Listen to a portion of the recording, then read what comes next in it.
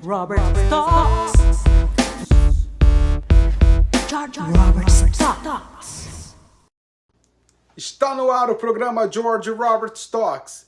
Minha convidada de hoje é uma educadora, consultora de comportamento e personalidade. É com muito carinho que recebemos hoje uma mulher forte, positiva e de uma beleza interior e exterior. Quem abre o livro da vida para nós, brasileiros cidadãos do mundo, é Liane Brito. George Robert Talks. E é com muito prazer que hoje eu estou com essa mulher que é sucesso absoluto, uma fonte de inspiração. Ela é uma educadora. Liane Brito, obrigado por reservar uma horinha da sua agenda, que eu sei que é uma loucura, para vir conversar comigo e com brasileiros que são cidadãos do mundo, né? A gente tem brasileiros espalhados por tudo quanto é lugar do mundo e a nossa meta é levar esperança. E a sua vida é uma fonte de inspiração. Muito obrigado. Eu que agradeço, George. Adoro falar com você, adoro falar o seu nome. Soa como música. Então, eu adoro estar aqui com você e muito obrigada pelo convite. Me sinto, assim, muito feliz em poder compartilhar um pouquinho de minha história com todos vocês. Muito obrigado, muito obrigado. Que prazer. Então vamos lá, né, gente? Para a gente compreender o processo de um presente de muito sucesso, é necessário que façamos uma viagem ao passado. Então vamos lá. Nessa viagem ao passado, vamos todos nós viajar na história de Liane Brito. Liane, conta um pouco para a gente como foi a sua infância. Conta para todos nós de onde você vem do Brasil. E o programa é seu. Conta para. Abre esse livro que estamos todos curiosos para saber mais sobre você. Vamos começar pela sua infância. Vamos lá. Vamos lá. Era uma vez, né? Assim que toda boa história começa.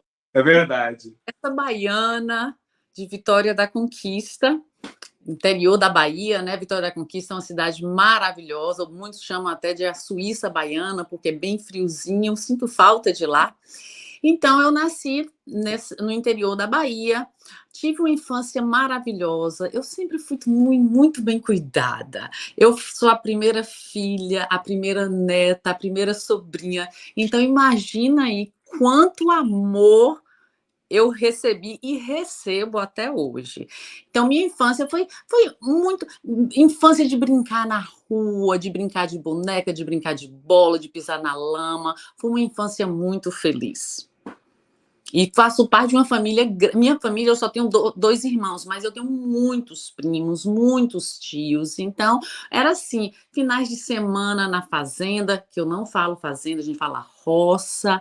Finais de na roça, férias de meio do ano, São João, São Pedro, na roça, férias de verão em Salvador ou em Ilhéus, porque Conquista não tem praia, né, bem alto, são quase 1.000 metros acima do nível do mar. Então, foi ali que eu passei minha infância e parte da minha juventude, quer dizer, minha juventude também, só saí de lá bem depois. Muito bom. É tão bom quando a gente ver uma pessoa falando, trazendo, né, uma infância onde o amor se fez presente a todo momento. Com certeza. Muito bom. E esse amor, sabe, George, às vezes a gente esquece dessas pequenas coisinhas, né? A gente só lembra, é que eu ganhei isso e aquilo, eu ganhei coisas grandiosas. Não, eu sempre fui cercada, sou apaixonada por gente. Esse amor começou lá, começou devido à minha educação, à forma que eu fui criada. Então, isso foi fundamental na infância. Muito bom.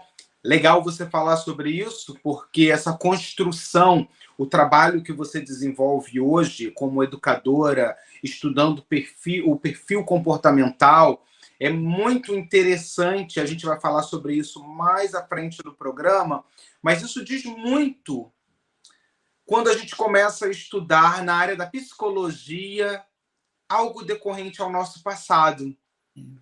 Isso, é verdade. Isso diz muita coisa. Mas vamos lá. Quais foram suas influências para que você viesse escolher uma carreira acadêmica? Então, eu vim de uma família de educadores. Minha mãe era professora, professora aposentada. Então, eu vi aquilo, eu me espelhava nela, eu brincava de escolinha em casa. Eu era professora, ensinava meus primos, ensinava meus irmãos, ensinava qualquer coisa. Colocava as bonecas e dava uma de professora. Então, eu acho que quando a gente para e vai lá para trás e vê isso, o que te trouxe até aqui? Então, foi essa influência lá atrás de minha mãe.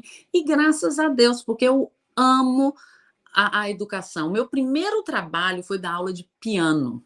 Uau! Com 14 anos, eu comecei a dar aula de piano. E daí para cá, não parei. Quer dizer, parei com piano. Parou com piano. Eu ia falar, peraí, continua dando aula de piano até hoje? E até então você abraçou sala de aula, ESL, English as a second language, foi dar aula de língua inglesa e aí que, né, daí, basicamente, gente, eu tenho também que agradecer uma pessoa e não posso esquecer que ela foi falando em aulas de inglês, curso de inglês, né? Pessoas que estão aí no mercado fazendo da educação, né, como um ponto da importância e um ponto de sobrevivência também, porque sem educação a gente não consegue viver nesse mundo. Quero agradecer a nossa querida amiga em comum, Leni Teixeira, por ter sido a ponte para que acontecesse essa entrevista. Leni, um beijo, minha querida. Não é? Se não fosse por ela, a gente não teria se conhecido. E como elas se conheceram, a gente também chega lá, porque a gente vai voltar para o Brasil ainda. Vamos lá, no Brasil. Nesse processo educativo no Brasil, hoje você pode muito bem defender o processo de dois mundos, onde é completamente diferente. Na geografia, na educação, podemos dizer na política, nas leis, tudo é muito diferente quando a gente vem para os Estados Unidos e aí é o momento que a gente começa a passar por um processo de análise onde a gente compara o Brasil e os Estados Unidos, métodos educativos completamente diferentes, mas vamos lá. Como surgiu essa oportunidade de chegar na sala de aula e passar para alunos aquilo que você acredita e que você abraça muito bem no ramo da educação? Então, isso foi lá durante as aulas de piano. Eu vi que eu gostava mesmo de dar aulas e continuei com aulas de piano por um tempo, mas eu já estava estudando inglês. E aí eu estudei no FES, que foi minha primeira escola. A gente pode falar nome aqui, né? Pode, claro que sim, por que não? Trabalhei para o FES e logo em seguida eles me chamaram para coordenar os professores. Então eu amava isso, sabe? Não só a sala de aula para alunos em si, mas também aquele contato com quem vai estar na sala de aula. É a parte até que eu gosto muito também. Daí, então, eu fui para o CCLS ou CCAA lá no Brasil e outras escolas de inglês, Glass. Fiquei em escolas também de quinta série a terceiro ano, que na época a gente falava ginásio, daquele que a gente estudou. Naquela época era o ginásio, né? E depois veio o grau, que hoje é o ensino médio. Isso. E aí eu dei aulas para pré-vestibulares, tinha aulas assim que eu tinha 200 alunos, 300 alunos, aquelas aulas de cursinho.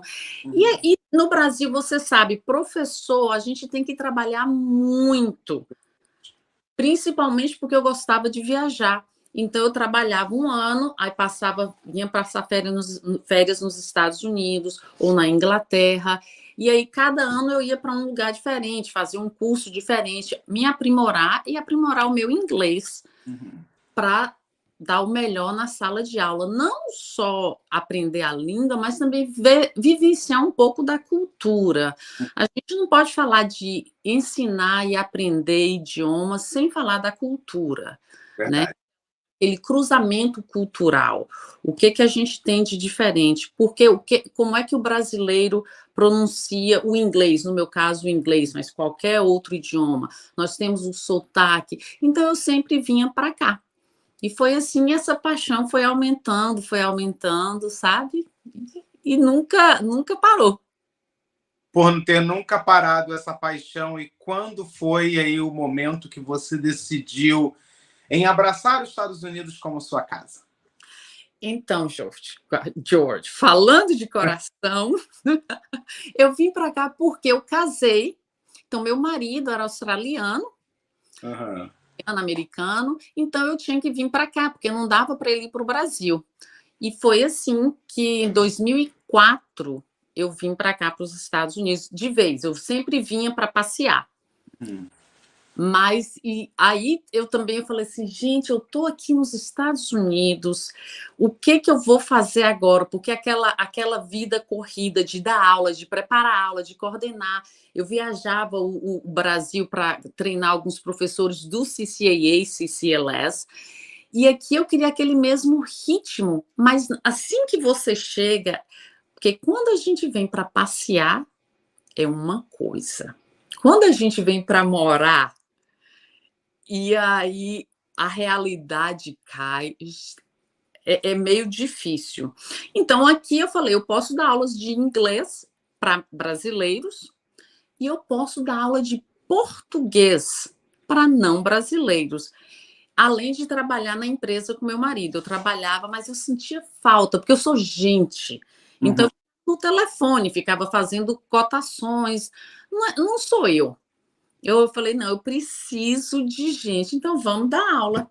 Aí comecei a dar aulas de português até para Halliburton. Peguei uma turma de advogadas maravilhosas, hispanas. Então eu nem precisava falar inglês na sala de aula. Era só português com elas. E, por incrível que pareça, até hoje eu mantenho contato com 2 dessas 6 alunas, sabe? Legal. Tinha meus alunos particulares de português também. Muito bom. Aí, gente, ó, para vocês que estão interessados em saber mais sobre a vida de Liane Brito, hoje o Instagram é uma plataforma onde nos permite ficar bem pertinho. Aí, ó, fica aí na tela para todos vocês, @LianeFBrito. Fica aí na tela e vocês podem mandar um inbox para ela, começar a seguir. Não esqueçam de ativar o sininho, as notificações, e toda vez que a gente coloca algo diferente, você recebe essa notificação e ali tá. Deixe seu comentário e você pode conversar com Liane Brito e saber mais sobre o trabalho que ela vem desenvolvendo hoje aqui na terrinha do Tio Sam. Como você é uma educadora, você decidiu se aprofundar também em outras áreas aqui nos Estados Unidos. Além desse trabalho onde você tem a empresa do seu esposo, aulas de língua inglesa, como surgiu a ideia do perfil comportamental? Então, para responder essa pergunta, eu tenho que voltar um pouquinho. Eu tenho mais a empresa, porque eu não tenho mais o marido, né? É meu ex-marido, então eu não trabalho mais na empresa. Hoje eu estou na Flórida e aí trabalho na Embraer como gerente do escritório de engenharia. Amo trabalhar para a Embraer, uma empresa brasileira em solo americano. Então, é casa, apesar de não ter só brasileiros, lógico. É um lugar muito bom de trabalhar. Então, a gente tem, no meu prédio, nós temos cerca de 45 países diferentes. Pessoas de países diferentes. Nós falamos mais de 28 idiomas, para você ter ideia. É uma torre de Babel. Então, nesse trabalho, eu também lido com gente. Então, já dei muita aula de português para eles também. Parei um pouquinho dando as aulas de inglês, estou mais com português. Mas, nesse tempo, durante a pandemia, eu estou lá na Embraer há 10 anos. Então, durante a pandemia, muita gente saiu de trabalho. E foi o que aconteceu comigo.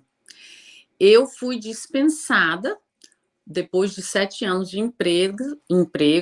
Então é isso, né? São aqueles altos e baixos da nossa vida, coisa que não foi nada fácil, você sair de uma empresa por causa da pandemia. Mas eu não fui a única, né? Então tá tudo certo. Eu fiquei sem emprego, eu falei assim, gente, sabe o que eu vou fazer? Eu vou estudar mais. Eu sou apaixonada por estudar também, meu valor teórico é altíssimo.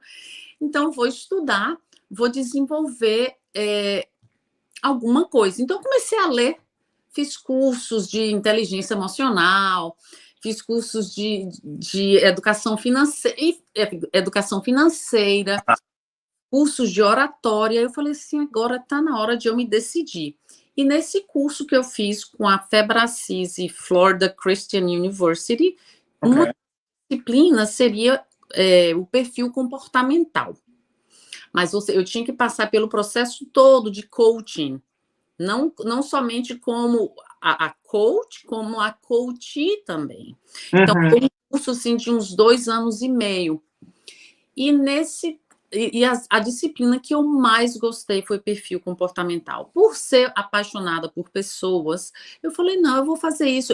Eu gosto de ajudar o outro. Então, agora eu vou poder ajudar o outro de uma forma mais dedicada, mais estudada, baseada em psicólogos também. Então, eu fiz esse curso e hoje eu estou aí fazendo... até eu faço com minhas amigas, sabe? Quando a gente está conversando, então eu já falo, não, isso aqui é dessa forma, aí a gente vai falar do perfil de cada um, que não tem perfil nem certo nem errado, nós todos somos únicos, todos somos diferentes, e foi aí que começou essa paixão, respondendo a sua pergunta, a decisão de fazer o perfil comportamental. Muito bom, muito bom. Bom, gente, vamos a um rápido comercial e a gente volta já já. Ela tem muita história para contar e vocês não saem daí. Jar Jar Roberts Talks. Já pensou em ter uma agência digital cuidando da sua marca e empresa? A Flyby Agência Digital tem profissionais com mais de 15 anos de experiência em design, edição de vídeo e desenvolvimento de site. Estão prontos para ajudar o seu negócio a subir de nível. Entre em contato com a agência digital Flyby. O seu sucesso é garantido.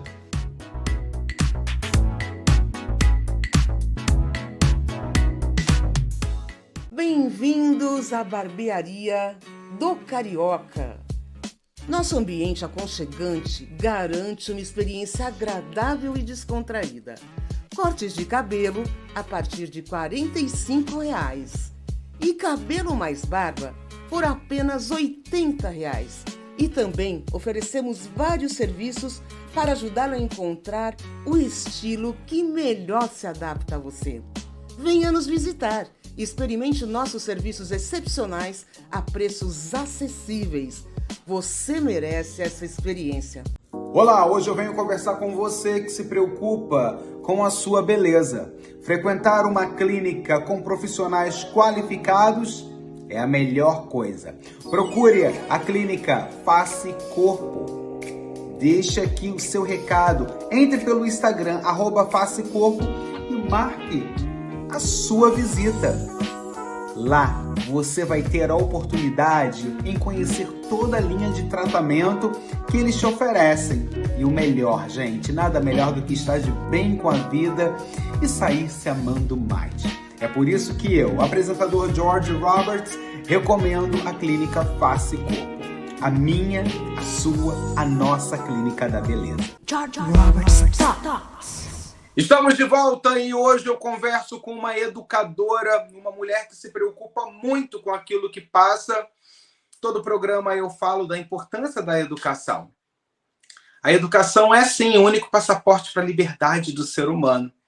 É através de desenvolver, de se educar e também conhecer coisas, né, culturas, assuntos que a gente desconhece, é muito importante.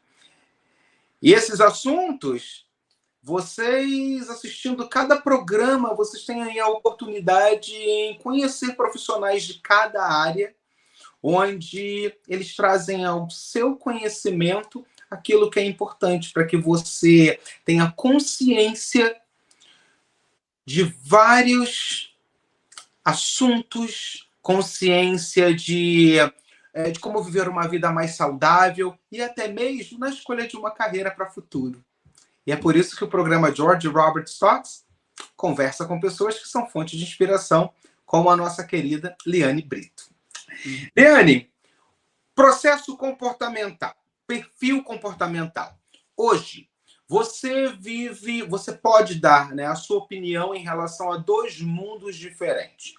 Quando eu falo em dois mundos, eu falo dois países, Brasil e Estados Unidos. Como que é? Sala de aula, relação Brasil, sala de aula, relação Estados Unidos, no estudo do perfil desses alunos que vêm para nossas mãos, cheios de problemas, dramas, deficiências, e a gente tem que fazer o possível para que essas pessoas se sintam mais seguras, né? Essas pessoas se sintam mais seguras para ter uma linhagem de aprendizado, podemos dizer, um aprendizado sem muito problema. Como é que é isso aí para você? Vamos fazer a comparação desses dois mundos. Quando eu dei aula no Brasil, quando eu trabalhei, eu estou aqui há quase 20 anos. Então, no Brasil, ainda a gente não estava com isso, com a informação na palma da mão, como está hoje em dia. Hoje em dia, se a gente quer qualquer coisa, está tudo aqui na palma da mão. Então, é uma concorrência desleal com o professor. Porém, essa informação que a gente tem na palma da mão não tem coração, né? Não tem alma, então não tem calor. É aquela informação nua e crua. E lá no Brasil, as salas de aula que eu tinha eram salas de aulas numerosas, ou salas de aulas muito pequenas quando eu trabalhava em curso de idioma, porque são poucas pessoas em sala de aula, 8 pessoas, 10 no máximo. Eu já tive sala de aula, como eu falei antes, até de 200 alunos, que é uma outra realidade. Então, eu trabalhei com 3 realidades diferentes no Brasil. Aqui, aí voltando para os Estados Unidos, uma sala de aula de um curso de idioma aqui é bem diferente, porque aqui nós temos, são alunos internacionais. Então, tem um brasileiro, tem um chinês, tem um espanhol, tem um francês querendo o mesmo fim, que é falar a língua inglesa. Então, o interesse parece ser maior, porque eles estão aqui, quem vem para cá, para aprender o idioma, para transformar esse idioma numa fonte de renda. Como assim, fonte de renda? Se eu estou nos Estados Unidos, eu tenho que falar o idioma daqui, então eu vou levar isso a sério, porque quanto melhor eu fale o meu inglês, melhor eu vou me comunicar, melhor eu vou poder expor minhas ideias e melhor eu vou poder trabalhar. E trabalhando eu vou ter o meu retorno financeiro. A diferença que eu vejo quando a gente compara sala de aula de cursos de idioma é esse. Mas veja bem, é a realidade que eu vejo hoje dos Estados Unidos com o Brasil há 20 anos. Eu não sei como é que está no Brasil agora, porque hoje em dia todo mundo está falando inglês, todo mundo ainda bem está percebendo essa necessidade. Porque hoje eu encontro alunos meus, eles falam assim, Li, que pena que eu não estudei tanto inglês há 30 anos, quando foi minha professora, porque hoje eu estou precisando. Então, a diferença é grande agora. Eu acho que essa necessidade está mais latente, não só no Brasil, como no mundo afora. Um exemplo que eu posso dar, né? No caso, eu dei aula também no Brasil e também lecionei aqui nos Estados Unidos. Hoje, eu tenho uma irmã que é professora, tem livros aí no mercado, né? E a minha irmã, ela, nessas nossas conversas, é muito engraçado quando ela fala que ainda assim o professor, ele não é tão valorizado quanto lá atrás também na nossa época. Então, é muito complicado quando a gente chega nos Estados Unidos e a gente se depara com a sala de aula lotada de alunos internacionais, alunos de tudo quanto é lugar do mundo, onde o idioma que a gente tem que aplicar é o inglês, e a gente vê essas pessoas tão interessadas em aprender, né? E lá atrás, quando a gente faz esse processo, essa análise, a gente vê que o nosso aluno, o pai e a mãe, paga caro num curso de inglês no Brasil, porque é muito caro, é um investimento alto, e o aluno não leva a sério. É isso mesmo. Né? Foi o que você falou. Você ainda encontra com ex-alunos que falam para você, olha, por que eu não me dediquei lá atrás e hoje eu estou aqui precisando, e a gente nunca sabe o dia de amanhã. Então, o viver é tão urgente, é tão necessário viver com qualidade, e de que forma a gente vai se educar para que a gente possa ter um futuro promissor. Exato.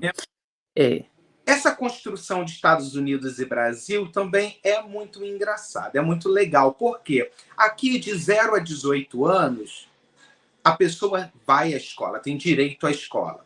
No Brasil, a gente ainda viaja para o Brasil e vê a criança, infelizmente, vendendo bala no trânsito. Uhum. Para você, uma educadora, quando você volta ao Brasil e você se depara com essa, podemos dizer que essa cultura gritante, como você se sente? Jorge, você falou uma coisa tão certa, é uma cultura gritante. É aquele papel inverso, né? É o choque cultural. A gente está voltando para o nosso país. Eu vou para o Brasil 2, 3 vezes no ano. Então, toda vez que eu chego, eu tomo um susto com isso. Porque nós sabemos disso, nós sabemos o que tem lá. Mas quando nós chegamos aqui, parece que a gente esquece desses detalhes, sabe? Ou não quer lembrar de coisas tão desagradáveis, não é? Então, eu chego no Brasil, quando eu vejo, eu tomo um susto, eu fico... Infelizmente, às vezes, a gente tem até medo. Quer dizer, eu tenho até medo, sabe? De encontrar determinadas coisas que a gente vê na rua, né? Os pedintes, as crianças maltrapilhas, com fome. Então, não é nada agradável de se ver. E aqui também tem isso. Não vou dizer que não tem, nós sabemos que tem, mas não é tão... O número não é tão grande. Exato, o número é pequeno. Né? E não tem em todo lugar. Você vê em cidades grandes, na maioria das vezes, sabe? Mas voltando para o Brasil e vendo isso, essa criança que poderia estar numa sala de aula, não, tem que estar ali no farol, vendendo geladinho, vendendo laranja, para poder levar dinheiro para casa.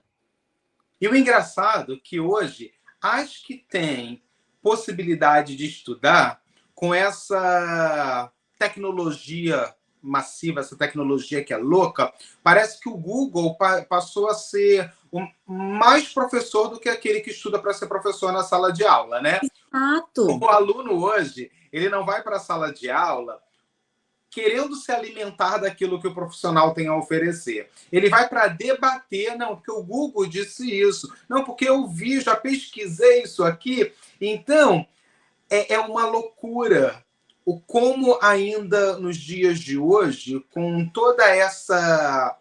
com a tecnologia, com todos esses estudos que a gente faz para compreender o processo educativo e a mente humana, é muito complicado ainda assim entrar na sala de aula e se deparar com um monte de alunos que hoje eles não questionam aquilo que eles não sabem, eles questionam o que o Google está dizendo, e o professor tem que se colocar na posição de, olha, eu estudei, essa é a minha linha de trabalho, agora a linha que o Google segue... Que o professor Google... Agora, eu vejo até um lado positivo nisso, sabe? Pelo menos, eu acho que tudo tem um lado positivo. Pelo menos o aluno foi lá, abriu e leu alguma coisa. por mais que ele esteja ali testando o professor, pelo menos ele leu e trouxe, olha, o senhor está falando a senhora está falando alguma coisa que não está aqui no Google, sabe? Pelo menos leu. Então, vamos olhar o lado bom. Mas eu concordo com você em relação a isso, testando a gente. É o que eu falei, é aquela concorrência desleal. Uhum. Escolas estão hoje em dia pedindo para deixar o celular em cima da mesa do professor, justamente por isso. E é uma forma de tira o foco, né? Nesse seu processo, né, a gente sabe que nessa loucura, onde a gente acaba associando aí educação, política, geografia, é uma loucura. No seu passado, lá atrás, você acabou apoiando a Associação de Apoio Diabético, né? Então, conta pra gente esse projeto em apoiar. E também depois a gente vai falar do Pink Sisters, que também aí é um outro projeto que você apoia, que você abraça. Hoje, agora, nesse momento, deixo em suas mãos para que você venha explicar para o nosso público qual a sua ligação com esses dois projetos que você abraçou e por quê. O primeiro projeto se chama ACAD, Associação Conquistense de Apoio ao Diabético. E por que eu participei da fundação da ACAD? Em 93, 94, eu fui diagnosticada com diabetes. Uhum. E aí não usava insulina nem nada, só mesmo atividade física, dieta e tal. E encontrei, é engraçado, porque quando a gente não tem diabético na família, quando não tem ninguém, eu não conhecia nenhum diabético. Quando eu fui diagnosticada, eu comecei a conhecer tanta gente, e aí meus médicos, psicólogo, enfermeiro, nós montamos um grupo para apoiar os diabéticos, porque tem muita gente que não tinha condições de comprar insulina. Na época, o Estado não dava, pelo menos lá na minha cidade, nem o município, nem o Estado davam isso. Muito caros. Os testes de detecção precoces eram muito caros também. Então, a gente pegava patrocínios de pessoas que eram donos de loja, que eram diabéticos. Então, nós formamos essa associação e fazíamos esses trabalhos de detecção, de comprar insulina, de comprar medicamento, de palestras. E eu fiquei como fundadora, presidente, por quase 10 anos. Uau! E continuei me cuidando mais ainda pela questão diabetes. Então, eu sempre gostei de comida boa, mas tinha que controlar, né, a quantidade, a qualidade da comida. Mas sempre tive uma vida muito boa, apesar do diabetes, eu sempre vivi muito bem, nunca tive complicação alguma.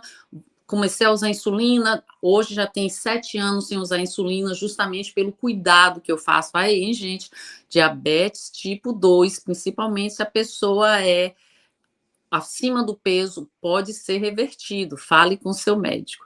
Tá vendo, George? Até aqui eu tô querendo dar aula, George. Tá ótimo, mas é isso. Esse que é o processo. Você, como educadora, é isso, né? Nós temos esse papel em passar para o outro. A gente sabe como é difícil conscientizar o outro.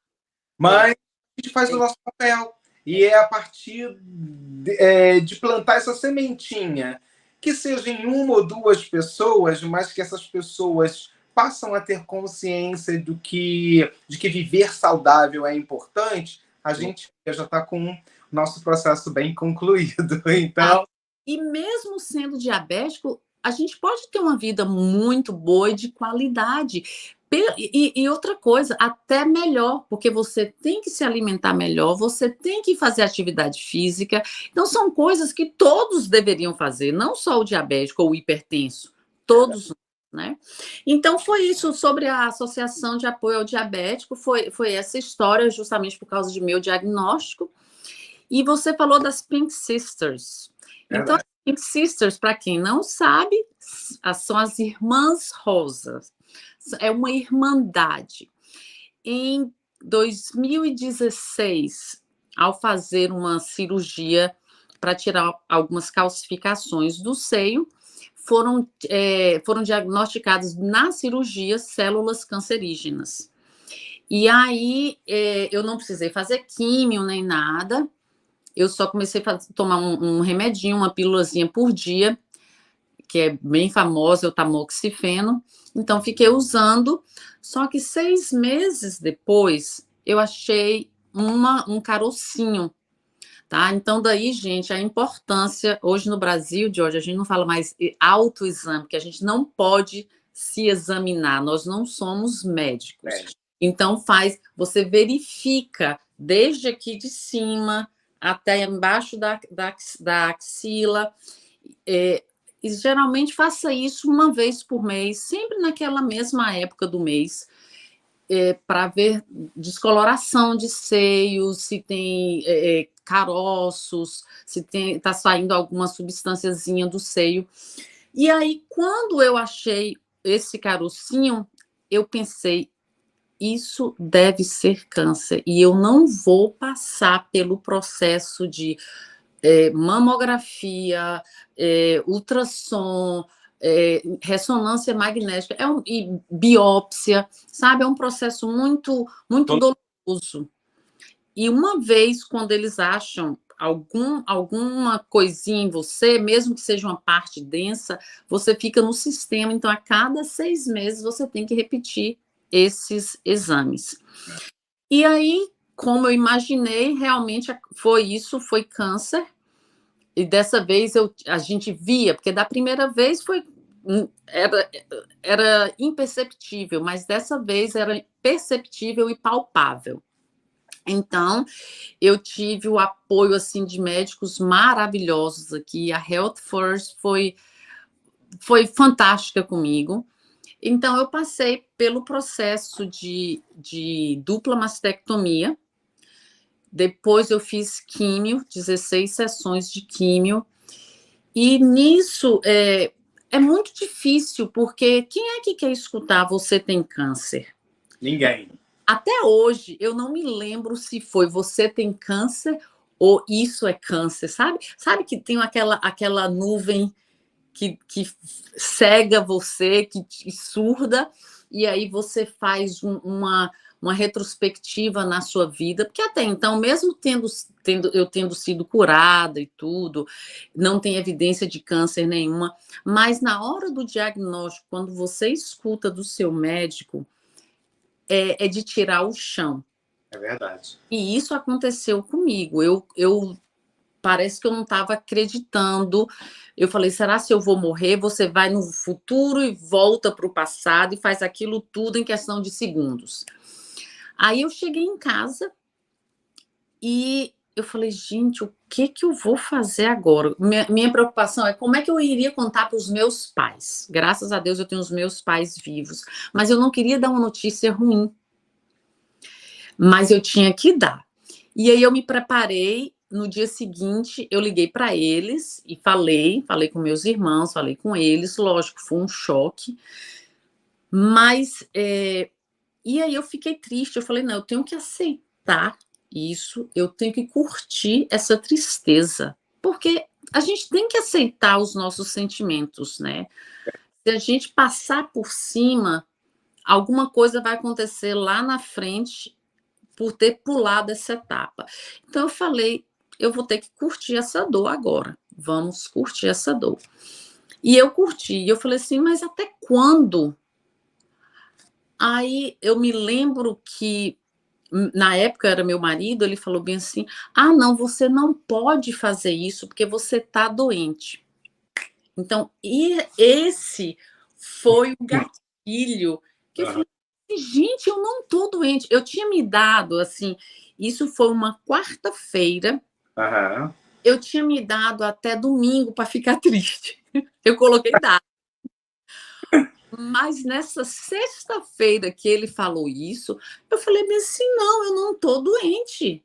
Eu estou muito bem. O que eu fiz? Troquei de roupa, fui para yoga. Falei, não, eu vou Uhum. dar mais ainda. Então foi aí que aquele momento de tristeza forte, porque a gente tem momentos tristes. Você não é, eu não sou feliz 100% do tempo, acho que ninguém, né? Ninguém. Ninguém é máquina. Aham. E aí que eu acordei e falei, pronto, tô com câncer, vou fazer cirurgia, vou fazer tudo que os meus médicos falarem que eu preciso fazer, vou fazer, e eu sei que vem coisa boa por aí. Eu tenho minha crença, eu acredito em Deus, eu sabia que Ele estava ali comigo, se Ele tinha me colocado essa pedra gigantesca, Ele ia me ajudar a passar por cima dela, ou a tirá-la do caminho, e foi o que aconteceu. E aí você me perguntou das Pink Sisters, e foi nessa jornada que eu, no ano anterior, só voltando um pouquinho, no ano anterior, eu já estava participando do Making Strides Against Breast Cancer, que é a caminhada contra o câncer de mama, Uhum. que acontece nos Estados Unidos todos, só que eu fui pelo trabalho, nós fizemos um time e arrecadamos dinheiro e eu já tinha participado. Olha como as coisas são.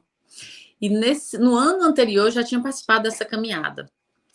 Aí em 2016, que foi o primeiro câncer, eu lembro que eu tinha feito a cirurgia, 2 semanas depois foi a caminhada e eu fui toda de rosa. Nessa eu conheci o pessoal que organiza, como sempre, falando muito, eu converso muito, viu, Jorge? E faço amizade muito fácil. Eu conheci Michelle do Making Strides, e aí ela me chamou para participar do comitê de organização, então eu já estava participando para o ano seguinte, foi de 2017 isso. Aí 2018 que eu tive o segundo câncer, que é esse que eu falei, que eu achei o carocinho, e aí eu comecei a participar, e comecei a conhecer muitas outras mulheres na mesma situação que eu. E além do Making Strides, eu participo de um grupo aqui chamado Driven by Heart, que é Movidas pelo Coração, também de sobreviventes de câncer de mama, e tem um terceiro grupo que é Space Coast Survivors, as sobreviventes da costa espacial, né? Eu moro aqui na Flórida, como eu falei, na costa espacial. E então a gente tem esse grupo e nós nos ajudamos, sabe? É uma irmandade. Você aprende, você conta a sua história, eu conto a minha história para uma, e depois o que aconteceu durante a químio. Não tem nada melhor do que o círculo que você participa. É um ajudando o outro. E a minha caminhada durante o câncer, ela foi uma caminhada muito bonita, porque eu tive apoio de muita gente. Muita gente entrou na minha vida, sabe? Eu falo que o câncer veio, e eu me tornei uma pessoa ainda melhor. Mas não foi só pelo câncer, foi pelo que eu fiz com o que o câncer fez comigo. Então, foi a reação a ele, sabe? Eu nunca quis ser a vítima. Ai, por que eu? Não, por que não eu? A esposa de não sei quem, a vizinha de não sei quem, a filha, a mãe, todo mundo pode ter, por que que eu não? Eu não sou melhor do que ninguém. E eu sempre tive isso, até quando eu fui diagnosticada com diabetes, eu tinha essa mentalidade, apesar de ter sido diagnosticada com 13, 14 anos de diabetes, câncer foi com 43, 44. Então, eu sempre encarei, sabe? Aceitei, fiquei triste, aceitei e lutei. E é assim. Importante. Isso que é importante. É esse lutar, é esse acreditar. Isso. Por isso que eu queria chegar nesse ponto com você. Onde muitas pessoas, nesse momento, né, assistindo a entrevista, estão se deparando com essa problemática e não sabem de que forma se projetar para que vença essa batalha. Porque o câncer é uma batalha diária. né? É uma batalha diária e só sua mente pode condicionar a sua melhora. Exato. É a pura verdade, né? Muito bom. É isso, gente. Olha, hoje eu falo com a educadora Liane Brito, que tira aí um momento da agenda dela para conversar com a gente e contar os altos e baixos da nossa vida, que é isso. A vida é feita de altos e baixos e é essa vida no Brasil, vida na América, e que não é fácil, não é fácil. Para muitos de vocês que estão assistindo no Brasil, que têm aí o sonho de mudar para os Estados Unidos, é muito importante seguir aquilo que Liane falou. Estudem. O processo da educação, o processo, né, de alimentar o seu corpo, a sua alma, de conhecimento, é o que te leva a ter sucesso no futuro. Liane, eu vou para uma etapa do nosso programa que é complete as frases e aí você diga o que você quiser. Vamos lá, complete as frases, Liane Brito. Eu amo. Gente. Eu não gosto. De café doce. Eu tenho medo de. Eu tenho medo de rato. Para mim, minha família é minha base, minha paixão. Se eu não fosse educadora, eu seria psicóloga. O mundo precisa mais de bondade. Se eu tivesse que escolher para viver em outro país, seria Brasil. Eu me defino uma mulher corajosa e forte. Deus na minha vida é a minha essência, é o meu pai, é a minha base.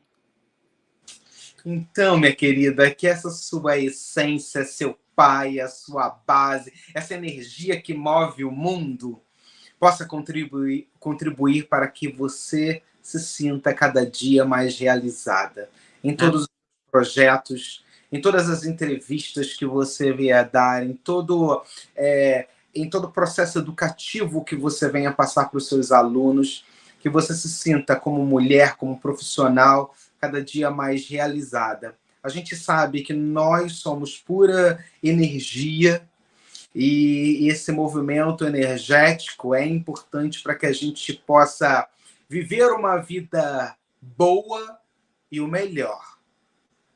Usar desse processo energético para conscientizar os outros que existe sim um antídoto para cada doença, né? Toda melhora está aqui na nossa cabeça. É o condicionamento mental que vai fazer com que nós tenhamos uma vida de qualidade. Muito obrigado. Que prazer estar de frente com você. Gente, para vocês querem seguir Liane Brito, vai no Instagram. O Instagram fica aí na tela para vocês, @LianeFBrito, para que vocês possam conversar com ela. E é uma profissional que está aí aberta no mercado de trabalho. A todos vocês que têm dúvida, quer saber mais sobre o processo dos cuidados da diabetes ou o processo dos cuidados para um câncer, entre em contato com ela. Ela não é médica, mas é uma educadora e ela pode, sim, contar para você o que ela fez, a mais do que ela já contou para a gente, porque ela tem uma vasta história, ela tem uma vasta experiência na vida e ela pode passar para todos vocês aquilo que vocês precisam para viver mais saudável e mais feliz. Afinal, a felicidade é algo que está dentro de nós, não precisa buscar fora. É o autoconhecimento, é esse perfil, né, que a gente tenta encontrar diariamente. O auto se conhecer, o seu eu, esse desenvolvimento do seu eu, para depois conhecer outros mundos. Porque cada um de nós somos um mundo diferente. Um mundo cheio de sentimentos, vontades, anseios, medos. E é importante, sim, que não tenhamos medo de bater ali ó, na portinha do mundo do outro e falar assim, hey, você pode me ajudar com isso? Né? Porque quando a gente pede ajuda, eu acho que é aquilo, né? O coração tem braço e mão, só falta estender. Então, é isso. Quando a gente se coloca aberto para o mundo, o que acontece? O mundo automaticamente responde de forma positiva. Isso. Muito bem, muito bem. Muito obrigado por você tirar esse momento em contar da sua vida para os nossos telespectadores. Que prazer. Olha, já que você, né, já deixou aí essa esperança, porque você é uma fonte de inspiração, deixa aí as suas considerações finais para o nosso público de hoje. Oh, George, eu quero te agradecer. Nós estamos em total sintonia, cabelos e cor. Não é? Mas não combinamos, gente. Não combinamos. Não combinamos, exatamente. Não combinamos nada, hein? Então, eu quero agradecer a você, a sua equipe, por essa entrevista, não somente pela minha entrevista, mas todas essas outras que você leva tanto conhecimento para todos nós nesse mundão de meu Deus, como você falou antes, e com histórias como a minha, como histórias de outras pessoas, que a gente vai atingir o outro, que a gente vai inspirar o outro. Eu estou aberta, eu estou aqui para ajudar, para quem precisar, quem tiver algum parente, alguém que conheça com diabetes, com câncer, uma mão, a gente segurando na mão, a gente sendo humilde para pedir essa ajuda que você falou aí tão bem. Então, nós somos juntos, nós estamos aqui para isso, para andar de mãos dadas e para ajudar o outro. É essa bondade que todos nós temos que vai fazer diferença nesse mundo. E eu te agradeço, te deixo um beijo enorme e um abraço cheinho de energia, de coisa boa para você. E para todos os telespectadores. Muito obrigado, minha querida, e a todos vocês que estão aí. Todo domingo eu trago, sim, eu converso com pessoas que são fontes de inspiração. Para você que tem uma história, quer contar a sua história no nosso programa, entre em contato com a nossa equipe, que pode ser pelo Instagram, @GeorgeRobertsTalksOficial. Ali a nossa equipe vai estar respondendo suas perguntas e assim pode ter certeza que nós vamos entrar em contato com vocês e quem sabe você pode estar aqui de frente comigo, ou melhor, de frente com brasileiros cidadãos do mundo contando a sua história. Nós ficamos por aqui nesse momento. Muito obrigado pela sua audiência e a gente se vê em breve. Robert Talks. George Robert Talks.